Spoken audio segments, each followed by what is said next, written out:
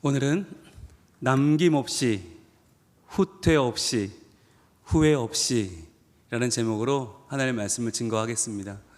오늘은 스승의 주일입니다. 스승의 주일은 우리에게 진리의 말씀을 전해주신 고마운 선생님들을 생각하며 감사하는 날이기도 하지만 우리 서로가 서로에게 선한 영향력을 미치는 좋은 교사가 되기로 또 다짐하는 날이기도 합니다. 어른이 아이에게 배우기도 하고요, 스승이 제자에게 배우기도 합니다. 우리는 늘 서로에게 배우는 존재이지요. 우리 옆에 있는 분에게 이렇게 인사합니다. 선생님 감사합니다. 선생님 고맙습니다. 저의 스승이 되어주셔서 감사합니다. 감사합니다. 물론 교사로 임명받은 교회학교 교사들도 이 자리에 많이 계시는데요, 그분들의 수고는 이루 말로 다 할 수가 없습니다. 내 자식 키우기도 힘든데 남의 아이를 견뎌주는 일은요 보통 일이 아닙니다. 그럼에도 불구하고 참 많은 교사들이 헌신하고 계시고, 또 저희 교회는 교사들의 헌신도가 매우 높아요. 그리고 교사가 되기를 희망하는 분들도 많아요. 참 감사한 것은 많은 교회가 청년들을 동원해서 교사를 시키거든요. 지금까지 너 이렇게 사랑을 받았는데 이제 해야 되지 않겠어? 이러면서 막 협박 반 끌고 가거든요. 그렇게 교사를 시키는데 저희는 그게 아니라 자원하여 교사로 헌신하는 분들이 참 많으시고, 그리고 장년 교사가 많아요. 전 참 감사해요. 이제는 나 애 다 키웠으니 난 졸업할란다가 아니라 그 노하우 가지고, 그 인내심과 끈기 가지고 다시 도전하는, 이제 내가 새로 키우면 더 잘 키울 수 있겠다, 이런 마음으로 교회학교로 와주시는 장년분들이 많으십니다. 너무너무 감사하고요. 우리 선생님들의 수고에 다시 한번 저도 고개를 숙여서 감사 인사를 드립니다. 자, 그런데 예전에는요, 좋은 교사, 좋은 스승이 누구였냐면 지식이 많고 기술이 있으면 좋은 선생님이었어요. 지식이 중요했고 기술이 중요했어요. 그런데 이제는 AI 시대가 되어버렸어요. 여러분, 도저히 아무리 인간의 지식이 AI를 따라갈 수가 없고요, AI로 무장한 로봇을 우리가 기술적으로 따라갈 수가 없어요. 그러면 어떻게 인간의 가치를 논할 것인가? 누가 좋은 스승이 될 수 있는가? 이제 남은 것은 하나밖에 없어요. 바로 태도입니다. 태도. AI가 가질 수 없는 태도, 로봇이 절대로 따라올 수 없는 태도가 있어요. 그것이 바로 우리의 하나님을 바라보는 신앙인의 태도인데요, 그 태도를 오늘 우리 설교 제목에서는 세 가지로 요약하고 있어요.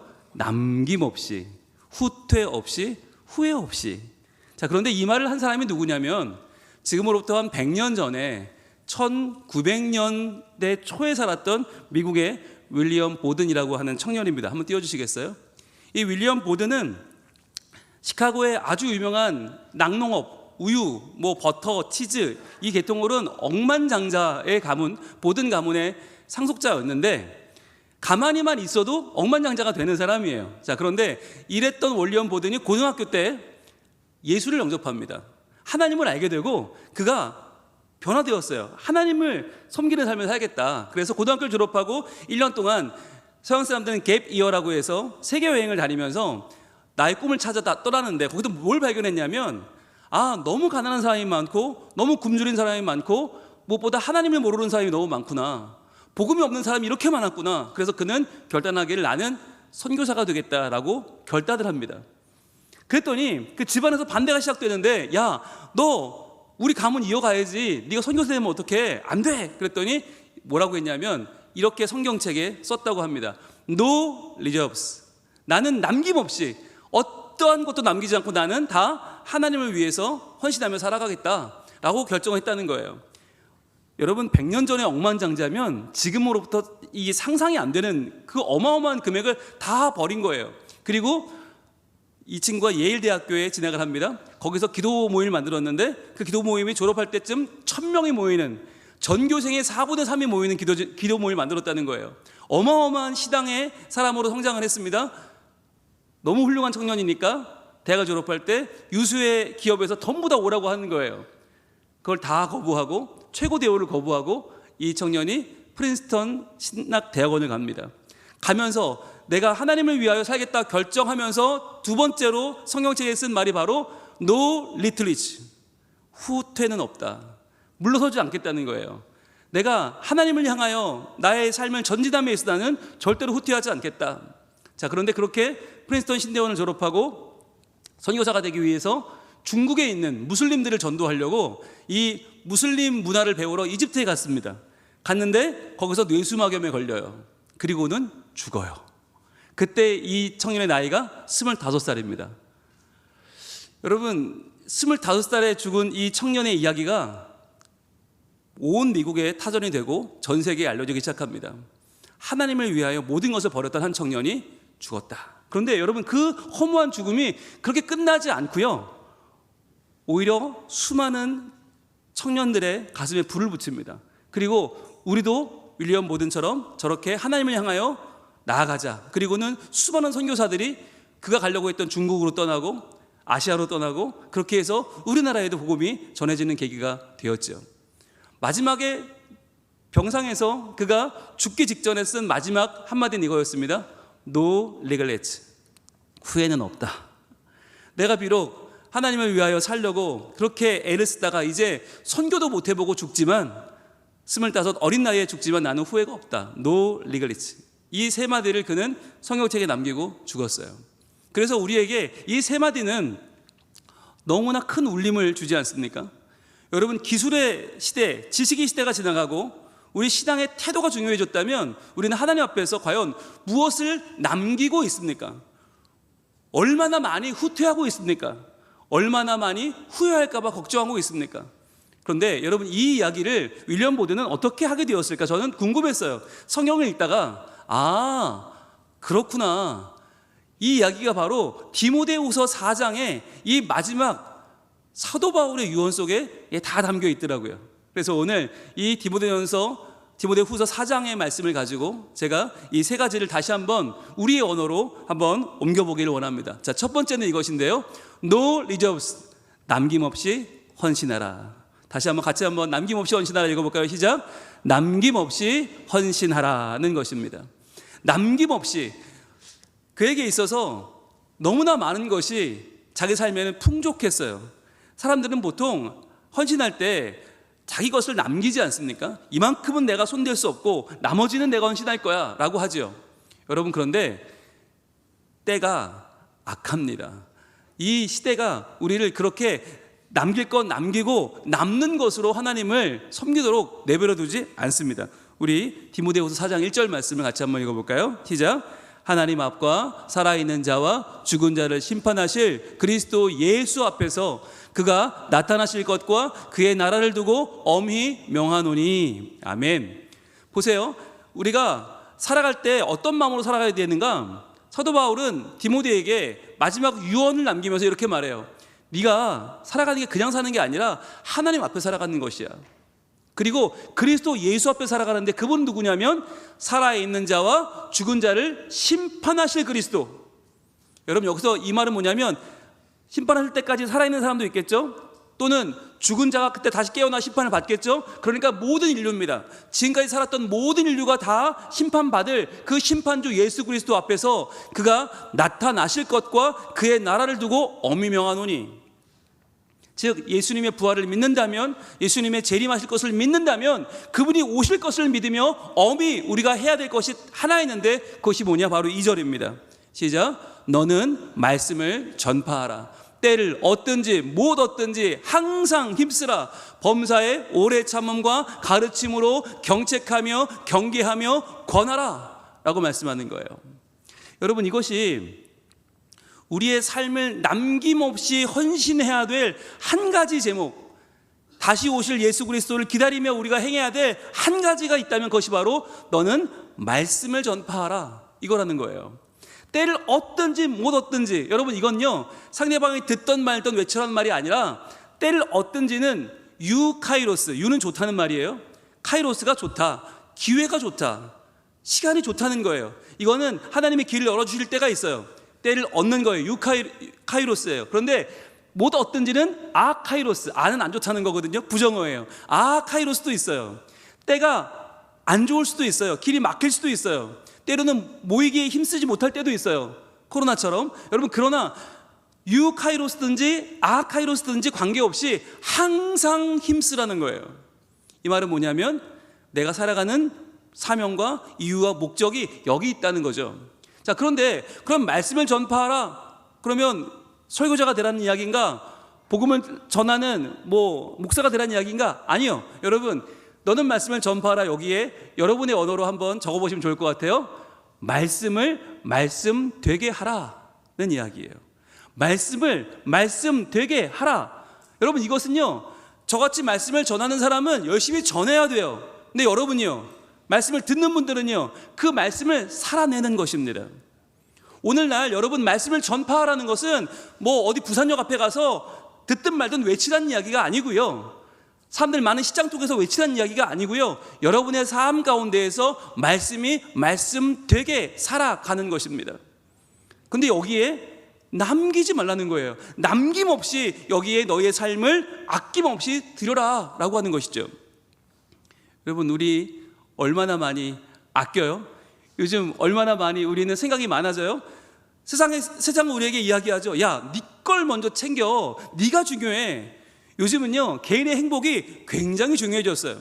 근데 그러면서도 평등이라는 이름으로 점점 종교적인 색채를 지워내고 있어요. 여러분, 이게 얼마나 오늘날 우리에게 큰 어려움을 주고 있습니까? 돈 벌러 가서 안 돼요. 그러면 다 양해합니다. 그런데 교회 가서 안 돼요. 그러면 도끼 눈을 뜨죠. 아니, 그게 뭐가 중요해라고 말합니다. 아니, 돈 버는 일은 중요한데 하나님 앞에 나가서 예배하고 하나님을 섬기는 일은 다들 눈을 흘겨요. 야, 요즘 누가 보이지 않는 하나님을 누가 믿냐고 그렇게 믿는 믿음 자체가 부정되는 시대에 우리는 살고 있죠. 여러분, 이러한 때에 하나님은 우리에게 말씀하십니다. 말씀을 말씀 되게 해라. 너희의 삶에서 이 말씀이 진리인 것을 보여주어라. 너희 주변 사람들에게 하나님 말씀이 살아있는 말씀인 것을 보여주어라. 왜? 주님이 다시 오실 테니까. 주님이 곧 다시 오실 테니까 다시 오실 주님을 기다리면서, 기대하면서, 기도하면서 우리가 해야 할 일은 말씀을 말씀되게 하는 것입니다. 자, 두 번째는 바로 이것인데요, 같이 읽습니다. 시작. No retreat. 후퇴 없이 전진하라는 것입니다. 후퇴는 없다는 거예요. 물러서지 말라는 거예요.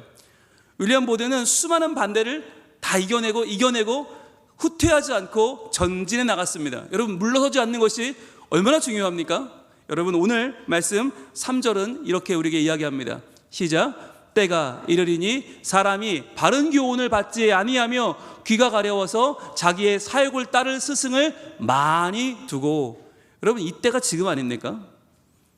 사람이 바른 교훈을 받지 않아요.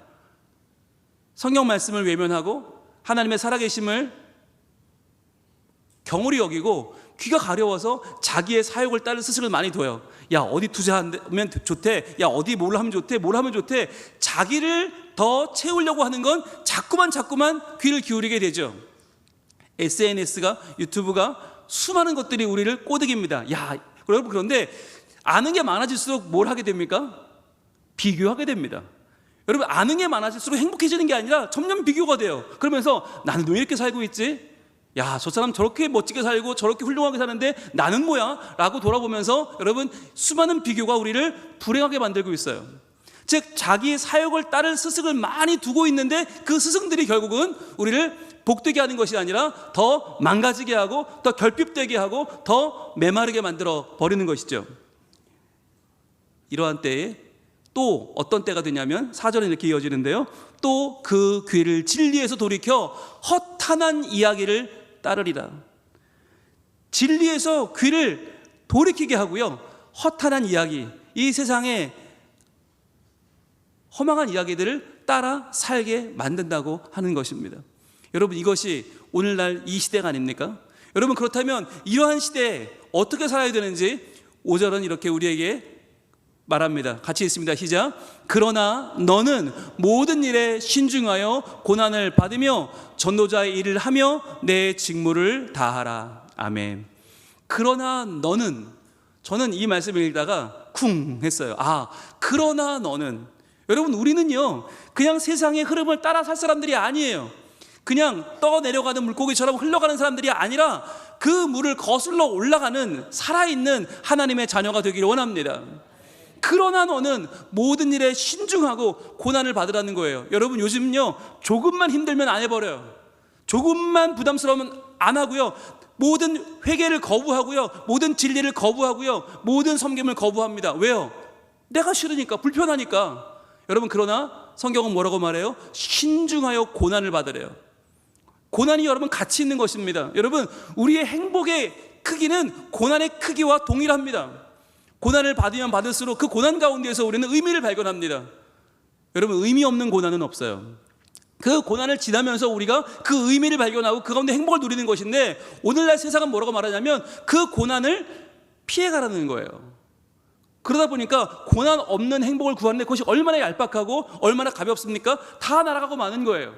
끝까지 전도자의 일을 하며 내 직무를 다하라. 우리가 맡겨진 자리에서 우리의 생업은 다르지만, 그러나 우리의 본업이 하나님의 말씀을 말씀되게 하는 것임을 기억하라고 주님 오늘 우리에게 말씀하는 것입니다. 여러분, 오늘 세 번째는 이렇게 이야기합니다. No regrets. 후회 없이 주를 따르라. 후회 없이. 여러분, 후회 없이 따르는 것이 어떻게 따르는 것입니까? 우리의 마지막, 하나님이 우리 끝까지 도우시고 마침내 우리를 하나님의 나라에 이르게 하실 것을 믿으라는 거예요. 여러분, 25살의 윌리엄 보든이 세상을 떠나면서 얼마나 억울했을까요? 야, 난 전 재산을 다 포기했는데, 난 좋은 회사, 좋은 학교를 다 포기했는데, 그런데 내가 선교도 하기 전에 내가 죽게 되었어요. 그러나 그가 바라봤던 것은 무엇이었을까요? 오늘 디모데후서 4장 6절은 이렇게 말합니다. 시작. 전제와 같이 내가 벌써 부어지고 나의 떠날 시각이 가까웠도다. 여러분, 이 전제라고 하는 게 뭐냐면 포도주를 붓는 것입니다. 우리가 구약에서 많은 제사를 배웠잖아요. 주로 고기를 태우죠. 근데 고기를 태울 때 그 위에 포도주를 부어요. 그래서 하나님 앞에 그 향기를 드려서 제사를 드리는데, 그 전제처럼 내가 부어졌다는 거예요. 그냥 내가 손으로 붓는 술이 아니라, 포도주가 아니라 내 인생을 부어서 내가 하나님 앞에 지금 헌신했다라고 지금 그는 말하고 있어요. 내 인생이 하나님께 드려진 인생이 되었다. 여러분, 지금 사도 바울이 마지막 편지를 어디서 쓰고 있죠? 감옥에 쓰고 있습니다. 그는 감옥에서 나오지 못하고 죽어요. 그럼 우리가 생각하면 그는 실패한 인생 아닙니까? 아니, 하나님 믿었으면 감옥에서 출소해야죠. 보란듯이 떵떵거리며 살아야죠. 그게 아니라 그 자리에서 그는 죽음을 맞이하면서 내가 전제와 같이 하나님께 부어지는 내가 제물이 되었다는 것입니다. 그러면서 이렇게 말합니다. 7절에 왜 이렇게 말할 수 있는가? 같이 읽습니다. 시작. 나는 선한 싸움을 싸우고 달려갈 길을 마치고 믿음을 지켰으니. 이게 그의 마지막 자부심이고 소망이었던 거예요. 마지막에 그가 남긴 게 뭐였냐? 내가 돈을 많이 남겼습니다. 통장을 남겼습니다. 집을 남겼습니다. 이게 아니라 내가 큰 제국을 세웠고 큰 기업을 세웠습니다가 아니라 나는 하나님이 싸우라고 하신 선한 싸움을 다 싸웠습니다. 나는 달려갈 길을 다 마쳤습니다. 나는 믿음을 지켰습니다. 여러분, 이게 누가 할 말일까요? 우리로 치면 황영조나 이봉주 선수가 마라톤 42.195km를 다 달리고 나서 마지막에 골이 내서 이런 말을 할 수 있지 않을까요? 세상은 말합니다. 야, 힘들게 그걸 왜 달리고 있어? 믿음의 경주를 왜 해? 중간에 그냥 포기해. 아니면 중간에 그냥 자동차 타고 달려. 지하철 타고 남 도움받고 달려. 그래서 골이 나면 되잖아. 세상은 말해요. 그러나 아니요, 믿음의 선한 싸움은요, 남이 싸워줄 수가 없어요. 때로는 고난당해도, 때로는 힘들어도 믿음으로 그 자리를 지켜내고 말씀을 말씀되게 했을 때, 선한 싸움을 다 싸우고 나서 나의 달려갈 길을 마치고 믿음을 지켰을 때, 그 믿음이 흐트러지지 않고 그 믿음이 변질되지 않고 끝까지 그 믿음을 지켜냈을 때, 마지막에 후회 없이 할 수 있는 고백이 바로 8절입니다. 시작. 이제 후로는 나를 위하여 의의 면류관이 예비되었으므로. 아멘. 이제 내 앞에는 무엇이 예비되어 있어요? 내가 주님 만나는 그날 내가 받을 의의 면류관이 예비되어 있다는 거예요. 여러분, 이것을 바라보는 사람과 이것을 보지 못하는 사람은 여러분 어떻게 그 인생이 얼마나 다를까요? 아무리 돈을 벌어도 내가 곧 죽음을 앞두고 두려워요. 불안해요. 왜요? 내가 하나님 앞에 가서 무슨 말을 들을지 모르는 거예요. 여러분, 완전하지 않은 우리의 삶을 돌아보세요. 하나님 앞에 가서 누가 자신할 수 있겠어요? 그러나 여러분, 끝까지 하나님이 주시는 선한 싸움을 싸우고 달려갈 길을 나가고 믿음을 지키면, 끝까지 우리가 변질되지 않고 그 믿음으로 살아가면요, 우리가 바라볼 것은 바로 의의 면류관이라고 하는 것입니다.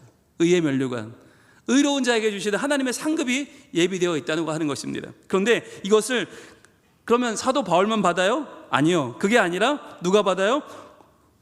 주 곧 의로우신 재판장이 그날에 내게 주실 것이며, 내게만 아니라 주가 나타나심을 사모하는 모든 자에게도니라. 아멘.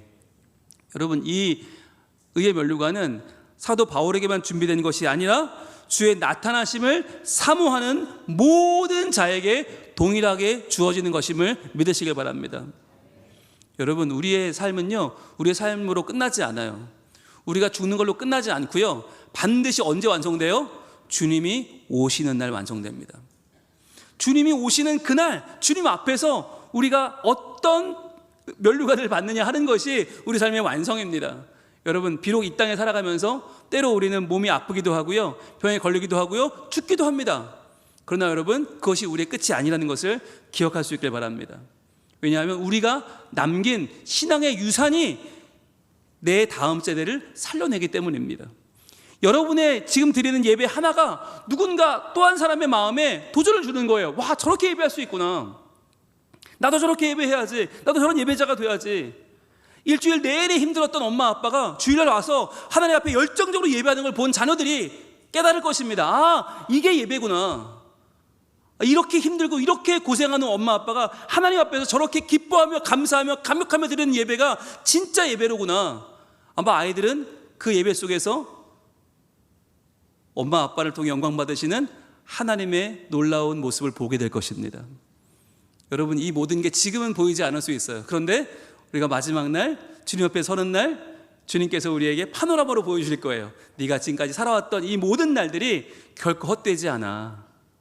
너희가 다음 세대를 위해서 기도하고 헌신하고 후원했던 그것들이 하나도 헛되지 않아. 봐, 너희 성민교회가 내 이후로 더 견고해지고 더 아름다워지고 더 부흥하고 있잖아. 아마 주님 보여주실 거예요. 저는 그걸 믿어요. 제가 이 땅에서 뭐 얼마나 대단한 걸 누리게 될지 모르겠어요. 그러나 여러분, 그거 아무 상관없어요. 제가 주님 앞에 서는 날, 하나님께서 내가 말씀되게 한 그 말씀이 성도들 마음 가운데 살아있다. 내가 말씀되게 한 그 말씀이 또한 생명을 살려서 하나님 나라의 백성을 만들었다. 여러분, 저는 이 하나님의 음성을 기대합니다. 우리가 살아가면서 더 많은 돈을 벌면, 더 많은 집을 사면, 더 많은 땅을 사면 여러분 얼마나 더 행복해질까요? 그러나 그보다 훨씬 더 큰 하나님 나라를 이루는 행복이 우리 모두에게 찾아오기를 축복합니다. 저는 여러분 당부를 드리고 싶고 축복하고 싶은데요, 먼저 부모들에게 축복하고 싶습니다. 같이 한번 읽을까요? 시작. 부모들이여, 자녀의 첫 번째 교사가 되십시오. 여러분은 자녀들의 첫 번째 교사입니다. 여러분이 안고 기도하는 그 기도의 소리가 아이들 마음 가운데 하나님의 사랑을 심을 것입니다. 아이들이 아플 때, 아이들이 울고 아이들이 힘들어할 때 여러분이 끌어안고 해주는 위로의 말들이 마치 주님의 음성처럼 우리 아이들 마음 가운데 잦아들 것입니다. 자, 그리고요, 두 번째는 이것입니다. 시작. 장년들이여, 다음 세대의 믿음의 모델이 되십시오. 여러분의 예배가 다음 세대의 예배를 좌우합니다. 여러분의 말씀을 읽고 말씀대로 살아가는 그 삶이 우리 아이들의 삶을 좌우합니다. 여러분의 그 뜨거운 기도가 아이들의 삶을, 그 영혼을 깨워낼 것입니다. 여러분, 여러분이 이 시대의 믿음의 모델이 되어주시고 이 시대의 믿음을 일깨우는 이 시대의 교사가 되어 주십시오. 자, 마지막 세 번째입니다. 시작. 교사들이여, 여러분의 수고는 절대로 헛되지 않습니다. 아멘. 사역하다 보면 때로는 이게 다 무슨 소용인가 할 때가 옵니다. 오늘날 교권이 떨어지고 아이들이 학교에서 오히려 수많은 사건과 사고를 치는 모습 보면서 교회라고 다를까? 내가 말씀 전하는 게 무슨 의미가 있을까? 아니요. 여러분의 수고를 통해서 아이들은 하나님을 만나게 되고, 아이들은 자기를 돌아보게 되고, 나를 사랑하는 하나님을 반드시 만나게 될 것입니다. 여러분의 수고는 결코 헛되지 않아요. 마지막 날 우리에게 준비된 의의 면류관을 주실 그 주님께서 우리에게 다시 한번 이 시간 말씀하십니다. 부모들아, 장년들아, 그리고 교사들아, 너희가 지금까지 흘린 눈물을, 그 눈물로 아이들이 여기까지 자라고 있다. 너희들의 기도와 너희들의 헌신이 지금 다음 세대를 이만큼 일으키고 있다. 그리고 미래의 너희의 가정과 우리 교회와 이 사회는 더욱더 아름다워질 것이고, 더욱더 하나님의 말씀이 말씀되는 하나님 나라가 될 줄로 믿습니다.